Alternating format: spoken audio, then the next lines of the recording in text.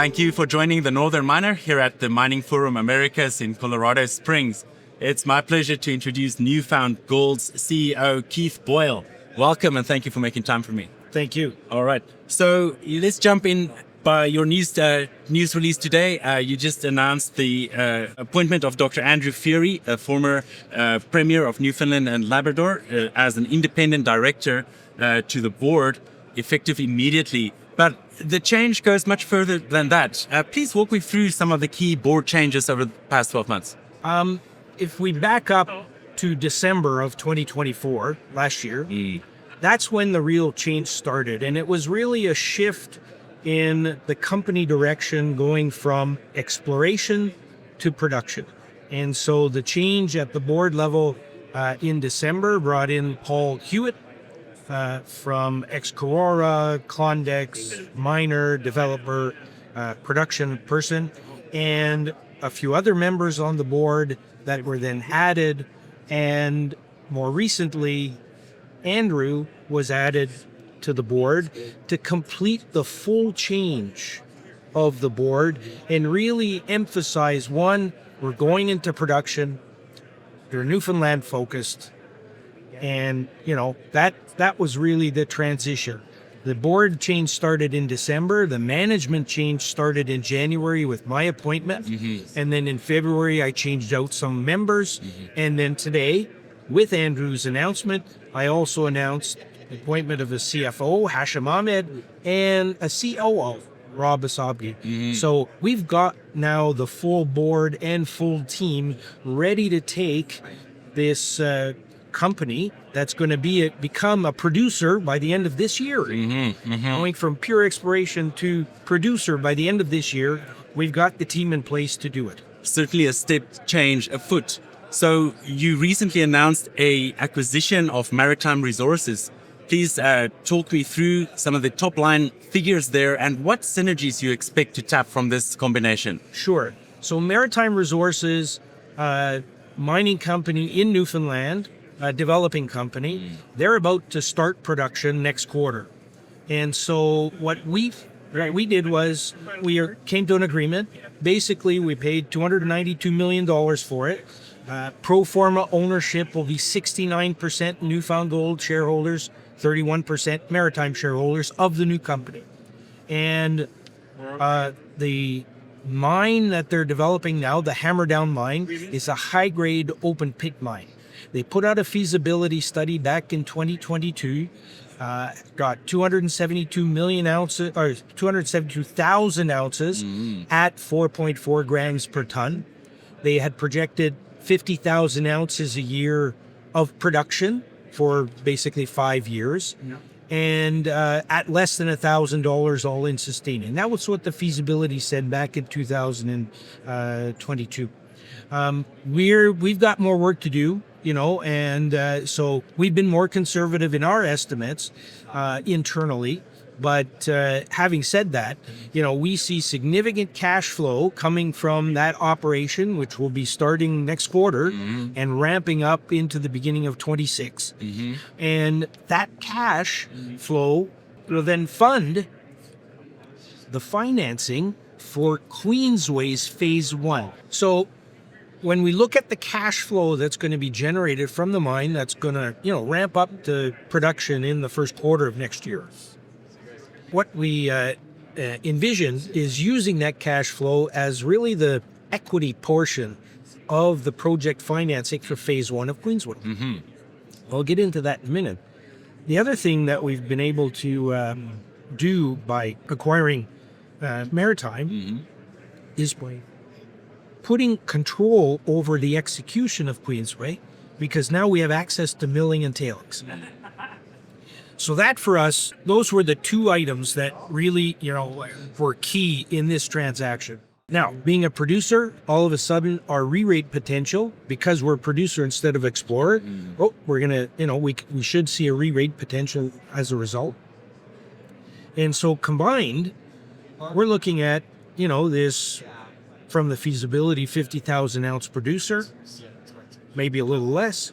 And when we start our production of Phase 1, which when you look at the timing of that, We published our feasibility back, or our PEA rather, back in July. Yes. So phase one is a 700 ton a day operation being toll milled at one of the Maritime mills.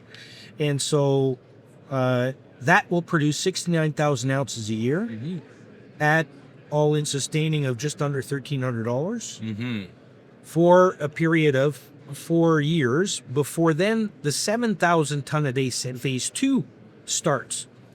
Well, that'll cost 155 to get started, 155 million. Phase two is a 7,000 ton a day plant. That's going to get paid by the cash flow from phase one. So we won't have to raise more shouldn't have to raise more capital than that 155. And phase two, that's 172,000 ounces a year at less than $1,100 an ounce. So basically 155 million gets us 172,000 ounces a year. Very accretive. Over that, myriad of time. So, I mean, it is 5-year period of time, but still it's that phased approach. And so for us, by having Maritime, we've de-risked. We have a place to put our phase one material into the mill. And so therefore, we now have additional production. So you add the production to phase one, we're over 100,000 ounces. Add the production to phase two, you're now over 200,000 ounces. So with exploration, we see the continuity there. We've got great exploration targets, both on both properties. And so we really see the continuity and the potential here to be well over 200,000 ounces after we get phase two up and going.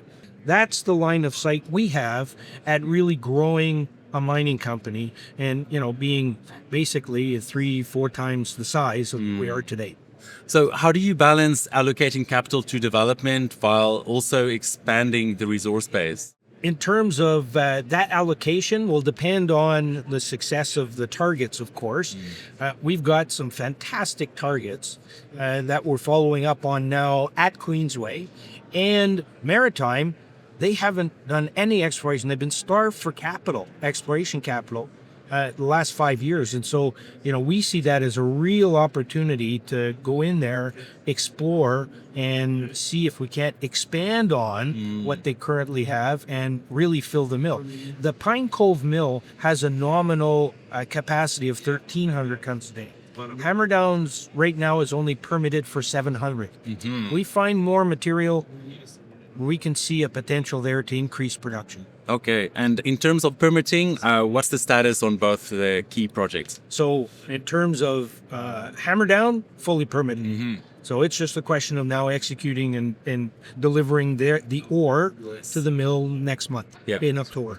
As far as Queensway goes, we're completing our baseline work and our application for our environmental assessment. We're completing that. We expect to submit that in the first quarter of next year.